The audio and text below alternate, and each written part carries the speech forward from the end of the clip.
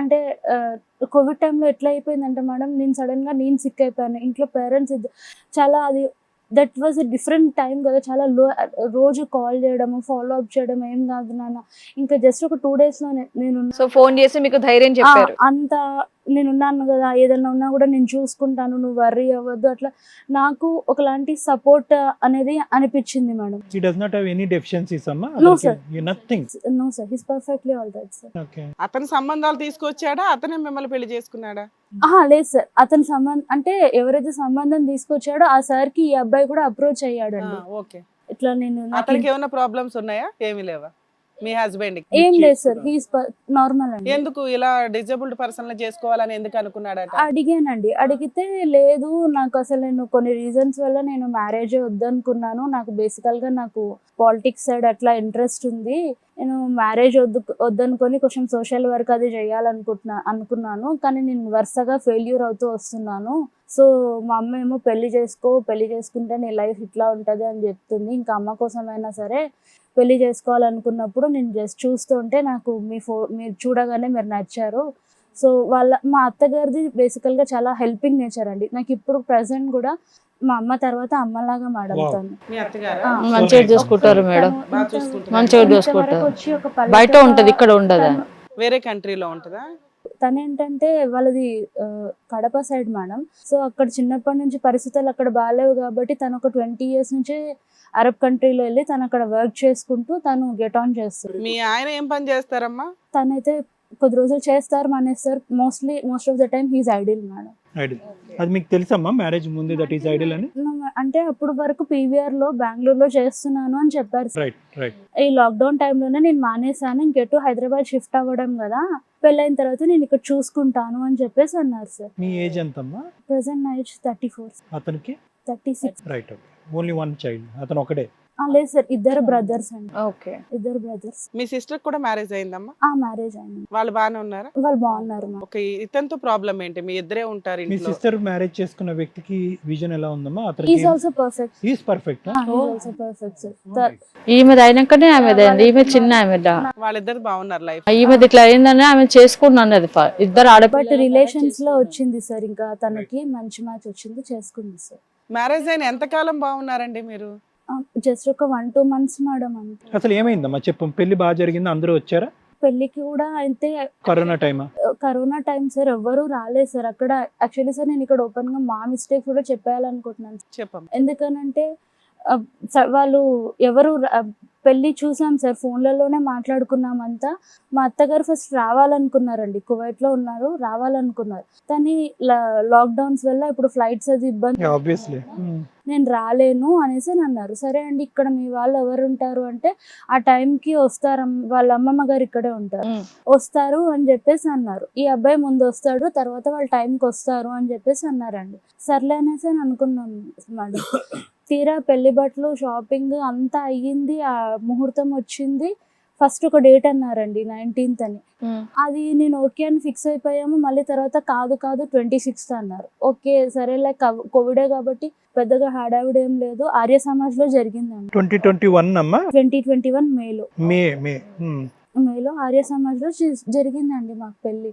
కట్నం ఏమన్నా ఇచ్చారమ్మా? ఏం ఇవ్వలేదు సార్. నేను చెప్పానండి, అప్పటికి నాకు ఒక 5 lakhs ఖర్చు అయిందండి. నేను అక్కడ దాకా వెళ్ళి మళ్ళీ నా పిల్లల అదృష్టం వల్ల బయట వచ్చినాను. ఎవరెవరు వచ్చారమ్మా పెళ్లికి? వాళ్ళ బ్రదర్ వచ్చాడా? ఎవ్వరు బ్రదర్ ఎక్కడున్నాడు? రాలేదండి. ఆయన కూడా కువైట్ లో ఉండే. ఆయన కూడా కువైట్ లో ఉండే. మా తోటి కూడలేమో సెకండ్. ఏమి నమ్మి మీరు అతన్ని పెళ్లి చేసుకున్నారు? వాళ్ళ మదర్ లేరు, బ్రదర్ రాడు, ఫాదర్ లేరు. ఆయన జాబ్ కూడా చేయట్లేదు అన్నారు. మీడియేటర్ చెప్తే నమ్మి చేసేసుకున్నారా? ఆ అమ్మాయి జాబ్ చూస్ చేసుకుంటున్నాడా, ఏం చూస్ చేసుకుంటున్నాడా అని ఆలోచించాలి కదా. కాదు, ఆర్య సమాజంలో జరిగిన పెళ్లికి వాళ్ళ తరపున ఎవరన్నా ఒక్కలన్నా వచ్చారా? ఎవరు రాలేదు. మధ్యవర్తులు ఉన్నారు, వాళ్ళు ఎవరు సంబంధం తెచ్చిన వాళ్ళు ఉన్నారు. మేము నిలబడి చేస్తామన్నారు, అంతే సార్. వాళ్ళు చేసి. మీరైనా ఆలోచించాలి కదా. ఒక ఆడపిల్ల అదృష్టం బాగుండి గవర్నమెంట్ ఫెసిలిటీస్ వల్ల, పథకాల వల్ల తనకు ఒక గవర్నమెంట్ జాబ్ వచ్చింది. తనే నలుగురిని పోషించే పొజిషన్లో ఉంది. చూసుకుంటే జాగ్రత్తగా చూసుకోవాలా, లేదా మంచి వ్యక్తి వాళ్ళ ఫ్యామిలీ బ్యాక్గ్రౌండ్ అదంతా చూసి పెళ్లి చేసుకోవాలి. మీరు చెప్తున్న అత్తగారు ఈ రోజున ఎక్కడ సీన్లోనే లేదు, ఊర్లో ఉంది కాబట్టి వాళ్ళ అబ్బాయి కోట్లు చుట్టూ తిరగడం ఎందుకు, లేకపోతే అబ్బాయి జీవితం నాశనం అవడం ఎందుకు, సర్దుకోమ్మా అని కోడలికి సపోర్ట్ చేస్తుంది. ఆవిడ ప్రాక్టికల్గా ఉండి ఈ అమ్మాయికి హెల్ప్ చేసింది లేదు, ఆవిడేం చేసింది లేదు. ఇక్కడ అర్థమవుతుందా? మోరల్గా చెప్తుంది. ఎందుకంటే తనకు సంబంధం లేని టాపిక్, పెళ్లికి రాలా, విషయంలో కల్పించుకోవాలా, ఎక్కడా లేదు ఆవిడ. మీ అమ్మాయి జాగ్రత్త మీరైతే చూసుకోవాలి కదమ్మా. బంగారం లాంటి పిల్ల, ఆ పిల్ల ఒక అబ్బాయిని పెళ్లి చేసుకుంటుంది అంటే వాళ్ళ కుటుంబం ఏంటి, వాళ్ళ వ్యవహారం ఏంటి, అతని బ్యాక్గ్రౌండ్ ఏంటి అని కూడా చూడలా. మధ్యన ఉన్న వాళ్ళు చేతులు కాలిపోయినాయి. ఇప్పుడు దాని గురించి మాట్లాడును. ఇక్కడ ఏంటంటే ఆ అమ్మాయి డిజేబుల్డ్ కాదు, డిజేబుల్డ్ అనే పదం వాడకూడదు. ఫిజికల్ నేను చెప్పేది ఏంటంటే ఇక్కడ ముఖ్యంగా ఎవరో ఒకరు లేరు అనేటటువంటి సరే ఆ అమ్మాయికి తెలియదు.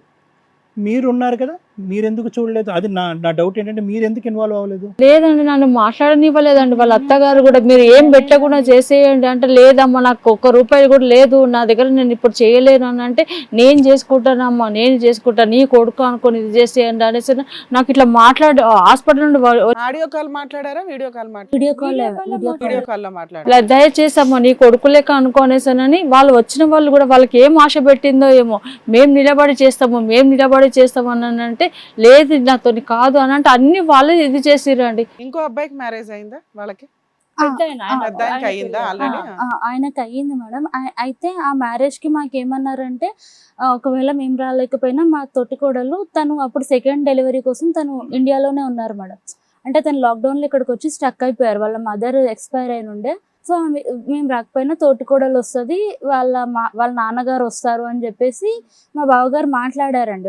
వీడియో కాల్ చేసి మాట్లాడారు. మా మామగారు పంపిస్తానంటే నేను మా తరఫున అంటే, మా హస్బెండ్ ఏమో ఉండేసి కావాలని అంటే, నాకు ఆ తర్వాత అర్థమైంది మేడం, వాళ్ళ భార్య చనిపోయి 6 నెలలు కూడా కాలేదు, ఆయన నిప్పు పట్టాడు, ఆయన ఎట్లా వస్తాడు అని చెప్పేసి ఆయన రానియకుండా మా బావగారితో గొడవ పడ్డాడంట. అది నాకు తర్వాత తెలిసిందండి. మీ మామ ఏంటి వచ్చి నా పెళ్లి చేసేది, నేను చేసుకుంటాను అని చెప్పేసి. అలా తర్వాత జరిగింది మేడం. సరే పెళ్ళయింది, ఒక 1 month 2 months 1 month బాగానే ఉన్నాం మేడం. పెళ్లికి ఎవరెవరు వచ్చారో అది ఒక్కటి చెప్పమ్మా నాకు. మా అతని తరఫున అయితే మీ తరపున ఎవరు వచ్చారు? మా అమ్మ నాన్న, మా అక్క వాళ్ళు మా 10 మంది వచ్చారా, 20 మంది వచ్చారా? 10-15 మంది మేడం. ఫోటోలు అవన్నీ తీసుకున్నా? తీసుకున్నా మేడం. అతను వచ్చాడా? ఎవరైతే ఈ సంబంధం తీసుకోవడం అతను కూడా వచ్చాడు వచ్చాడు మేడం. ఈ గ్రూప్ వాళ్ళు ఇట్లా ఒక బ్యాండ్ వాళ్ళు ఉన్నారండి, ఒక 4-5 ఉన్నారు, వాళ్ళు వచ్చారు. ఓకే. అయితే యాక్చువల్లీ ఏమైందంటే మేడం, మేలో పెళ్ళయింది, ఆగస్ట్ లో ఆ సో కాల్డ్ సొసైటీది ఫస్ట్ యానివర్సరీ ఉండే మేడం. ఆ యానివర్సరీ రోజు వాళ్ళిద్దరికి ఏం గొడవ జరిగిందో నాకు తెలియదు సార్.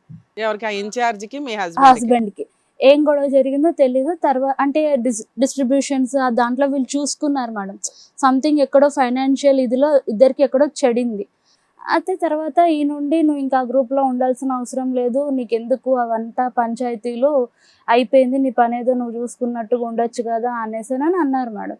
ఆ అబ్బాయి కూడా అంటే అప్పుడే కొత్త కదా మేడం, ఆయన కూడా కొంచెం నెగిటివ్గా మాట్లాడేసరికి, సరే నాకు నా ఫ్యామిలీ ఇంపార్టెంట్ కదా ఇప్పుడు ఎందుకు అనేసి ఆయన ఏంటంటే, ఆయన ఒక రకంగా ఎట్లా ఆలోచించాడంటే, నువ్వు మీ పేరెంట్స్ దగ్గర ఉండొద్దమ్మా, అసలు నువ్వు ఎక్కడున్నావు కూడా వాళ్ళకి తెలియకూడదు, వచ్చి మా ఇంటి దగ్గర ఉండు, మేము చూసుకుంటామని అన్నట్టుగా మాట్లాడేసరికి నాకు భయం వేసింది. ఏంటి అసలు వీళ్ళందరూ గుమి కూడా ఉన్నారా లేదంటే ఏంటి అన్నది నాకు అర్థం కాక, ఇంకా నేను ఆ గ్రూప్లో నుంచి ఎగ్జిట్ అయిపోయి నా పని నేను అన్నట్టుగా ఉన్నాను.